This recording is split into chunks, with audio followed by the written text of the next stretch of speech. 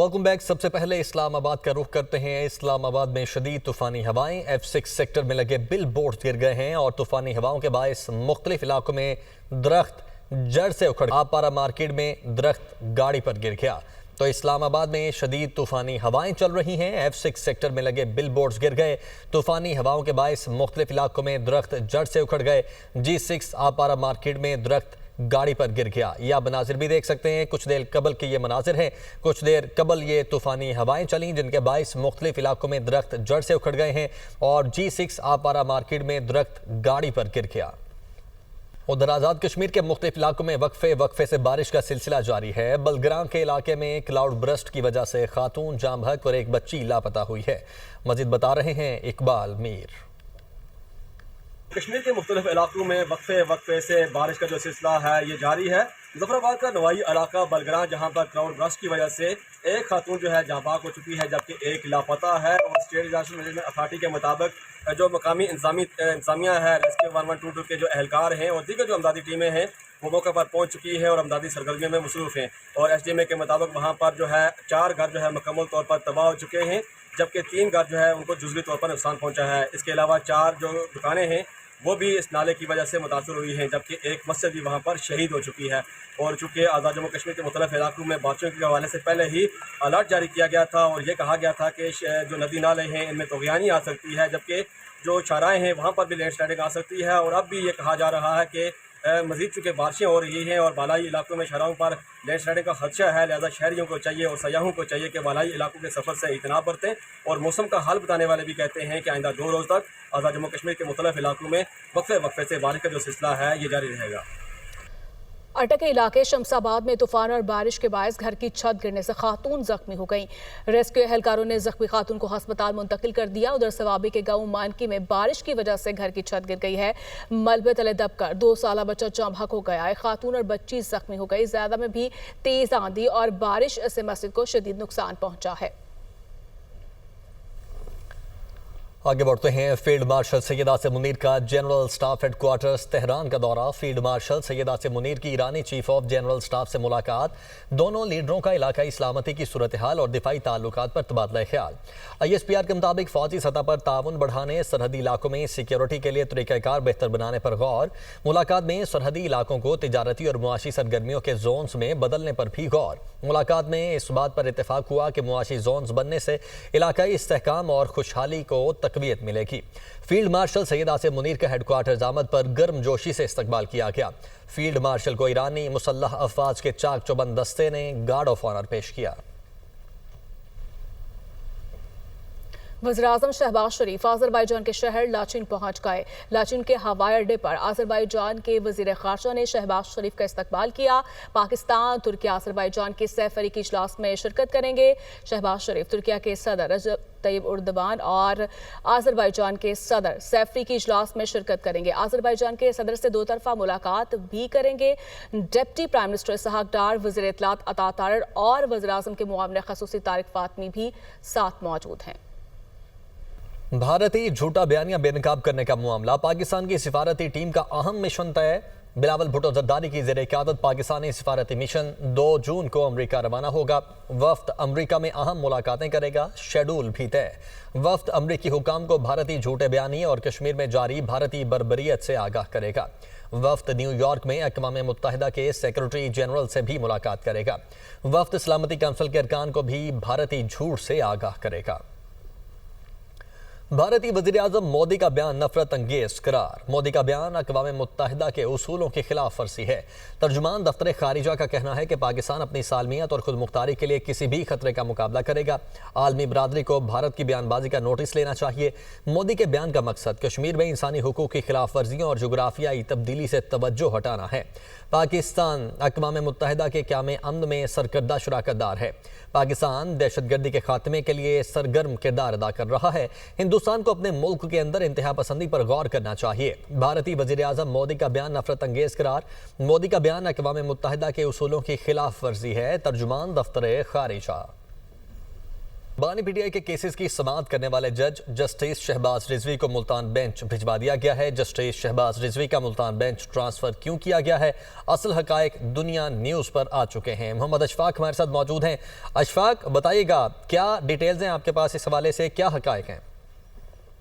जी बिल्कुल, लाहौर हाईकोर्ट के जस्टिस सैयद शहबाज रिजवी और जस्टिस तारिक बाजवा पर मुश्तमिल 2 रुकनी बेंच लाहौर हाईकोर्ट में की प्रिंसिपल सीट पर बानी पीटीआई की दरख्वास्त जमानतों में केसेस की समाअत कर रहा है और इस दौरान आज जस्टिस शहबाज रिजवी का मुल्तान बेंच ट्रांसफर किया गया है और 29 मई से 16 जून तक जस्टिस सैयद शहबाज रिजवी मुल्तान बेंच में केसेस की समाअत करेंगे। और इस सिलसिले में जस्टिस शहबाज रिजवी का मुल्तान बेंच ट्रांसफर क्यों किया गया है, असल हकायक दुनिया न्यूज़ मंजर यहाँ पर ले आया है। और इस हवाले से जराये के मुताबिक इस हवाले से ये बात सामने आई है कि लाहौर हाईकोर्ट के जस्टिस शहबाज रिजवी की वालदा का चंद रोज कबल इंतकाल हुआ था और वालदा के इंतकाल के बाद जस्टिस शहबाज रिजवी की अपने आबाई घर ये पहली ईद होगी।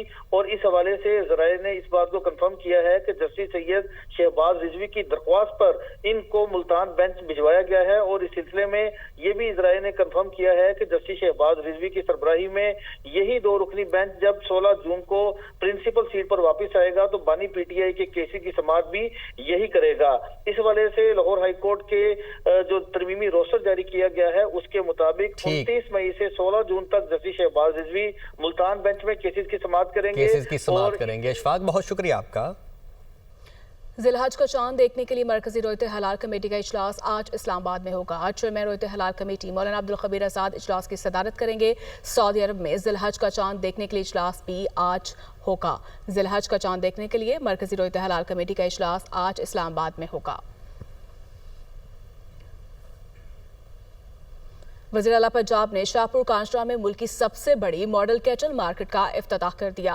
वज़ीर आला पंजाब मरीम नवाज ने शाहपुर कांशरा मॉडल कैटल मार्केट का दौरा भी किया। मॉडल कैटल मार्केट में दस्तयाब सहूलतों का जायजा भी लिया है। लाहौर की शाहपुर कांशरा मॉडल कैटल मार्केट में 25,000 बड़े जानवर और 1.5 लाख छोटे जानवरों की गुंजाइश होगी। 74 एकड़ रकबे पर कायम मॉडल कैटल मार्केट में मवेशियों के लिए 20 बड़े शेड बनाए गए हैं। पहली मरतबा जानवरों के शेड में पंखे भी लगाए गए हैं। मवेशियों को वबाई अमराज से बचाने के लिए सेफ सेंटर्स भी बनाए गए हैं। मवेशियों के व्यापारियों के लिए 20 बड़े रिहायशी कमरे भी बनाए गए हैं। मवेशियों की नकलो हमल में आसानी के लिए लोडिंग और अनलोडिंग और ट्रक सेंटर्स भी मौजूद हैं। मॉडल कैटल मार्केट में वसी पार्किंग, पुलिस चौकी और वसी और अरीज ओपन एरिया भी मौजूद है। पंजाब की दूसरी बड़ी मॉडल कैटल मार्केट झंग में बनाई जाएगी।